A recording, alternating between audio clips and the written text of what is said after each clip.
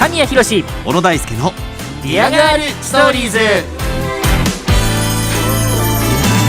こんばんは、神谷博史です。モス小野大輔です。いやー、バレンタイン直前ですな。あ、本当だ、もうすぐじゃんねえ、我々みたいな不人気声優にはもう無関係のイベントになりつつありますけれどもねえ、随分とやさぐれてるじゃないですか。いやー、この番組始まった当初、まだ我々が上り調子の人気声優だった頃はですよ、15年前ですか。チョコレートフィーバーですよ。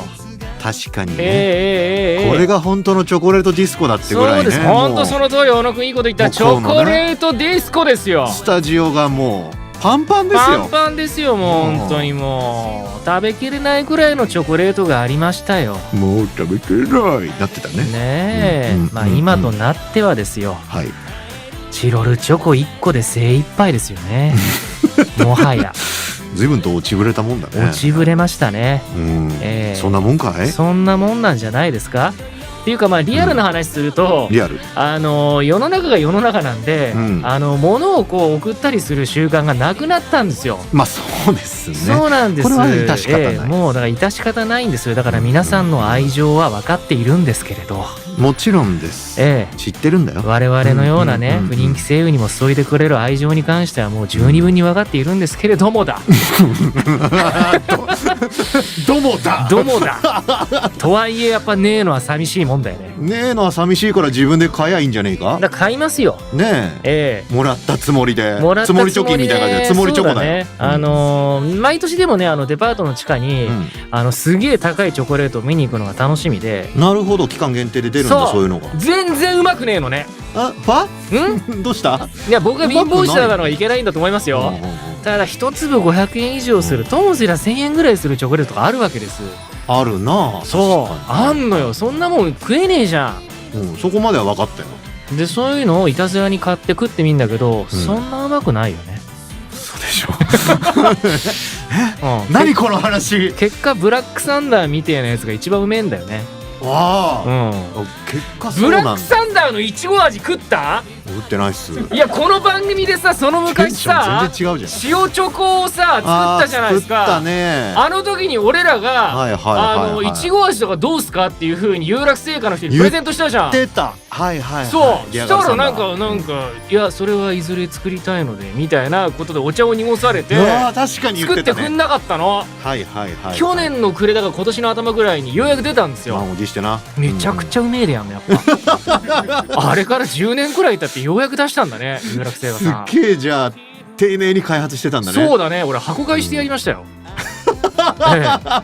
ブラックサンダーを今すごい恩返しだね。いちご味めちゃくちゃうめえぜ。有楽製菓さん今刺さってます。神谷博史に刺さってますよ。まあずっと刺さってはいるんですけどね、ブラックサンダーはね。ただその中でもあの時僕らがプレゼンしたいちご味が10年くらい経ってやっと出たっていう、ちょっとなんか感動。確かに俺たちの考え方は間違ってなかったいなかったのではないか。そう、まあそれ本当に売れそうなんで、それは普通に出させてくださいって言ったそれはちょっとってなってたもんな、あの時な。いやー、時を経てね、やっと出まして、ちょっと買いに行こうじゃん。そうですね。なんでこの時期のねバレンタインチョコはもう僕はもうブラックサンダーチョコレートの中でもね、いちご味がベストっていうことで。ちなみに僕はうまい棒のチョコがかかってるやつが好きです。何それ安くていいね。ということで、僕とあなたの物語ディアガールストーリーズ第775話、今週来週高垣弟頑張れの巻。そうなんだよ、今回ね、作家席になんと高垣弟が座ってるんです。本当だ。作家笑いの作家は、今日は高垣です。よろしくお願いします。どんな気持ち？半端なく緊張した。いいね。友人。この番組はアニメのミックスの提供でお送りします。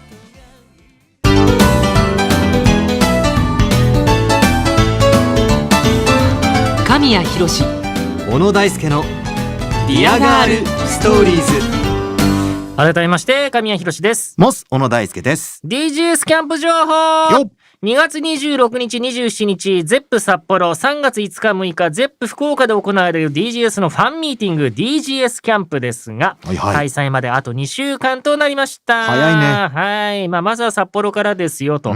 2月末なんで猛烈に寒いと思いますので。でしょうな。皆さんもう暖かい格好で、それだけは徹底していらしてください。ダウン必須でございます。ダウンだね。はい。はい。そして、3月6日日曜日のゼップ福岡公演なんですが、こちらニコニコ生放送にて生配信も行いますよと、チケット価格は税抜きで3900円。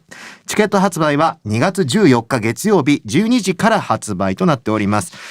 購入したチケットは3月27日日曜日23時59分までタイムシフト視聴も可能です。詳しくは DGS キャンプ公式サイトをご確認ください。はい。来られる方はね、現地で楽しんでいただいて、そうですね。来たいけど来られないっていう方はですね、ぜひぜひ配信の方で楽しんでいただければというふうに思います。よろしくお願いします。キャンプ場ですからね。はい。ではリスナーから届いたふつつを紹介しますよ。ディアネーム井上さんからいただきました。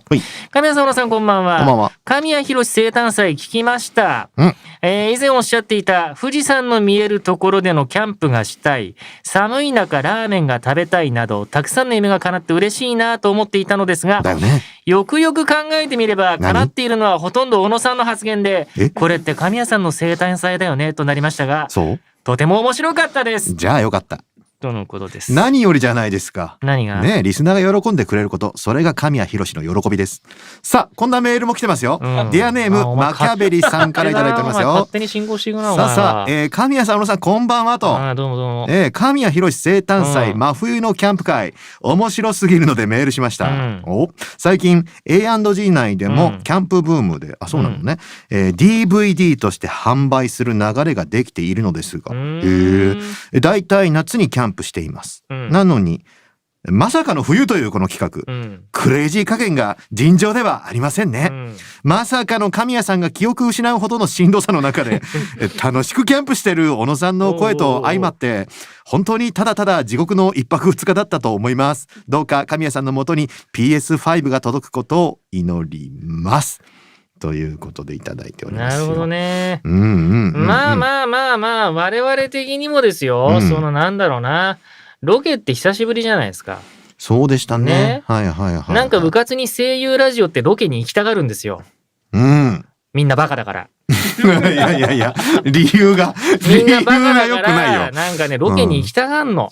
行きたがるね。僕ね、全然ロケ好きじゃないから。いやでもほら A&G 内でキャンプブームでみんな DVD 出してんだね。みんなバカだから行きたがんのよ。バカだからはどうなのかな。ラジオっていうのはね、スタジオで撮るのが一番面白い。いや一番面白いかい。一番面白いのはスタジオのレギュラー放送なの。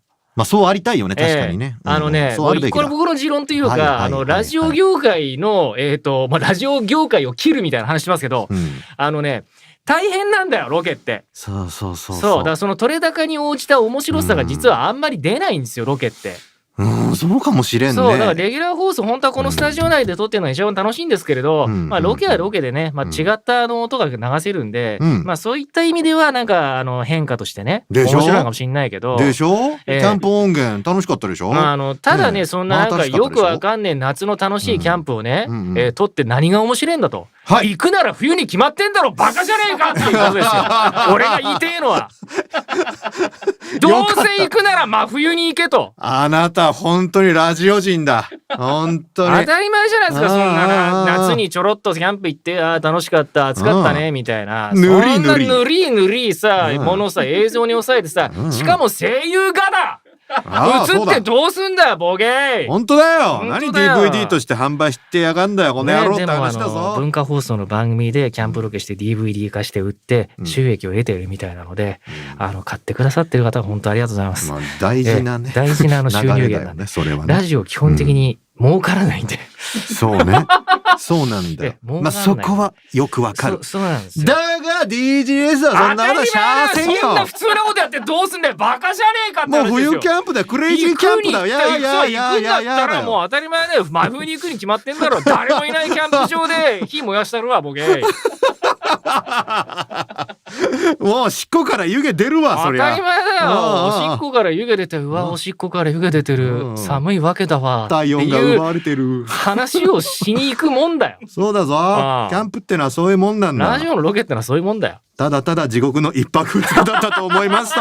その通りだ。マジそうでした。この地獄が君たちリスナーにとっての天国になってたら、これ幸いだと神谷は言ってる。本当だよ。ああ、そうだそうだ。本当にそうだよ。もう僕は何も楽しくなかったけど、小野がさっき言ったけど、リスナーさんが喜んでくれてるんだったら、それでいいです。こう言ってるぞ。引き続き皆様からの普通ストをお待ちしております。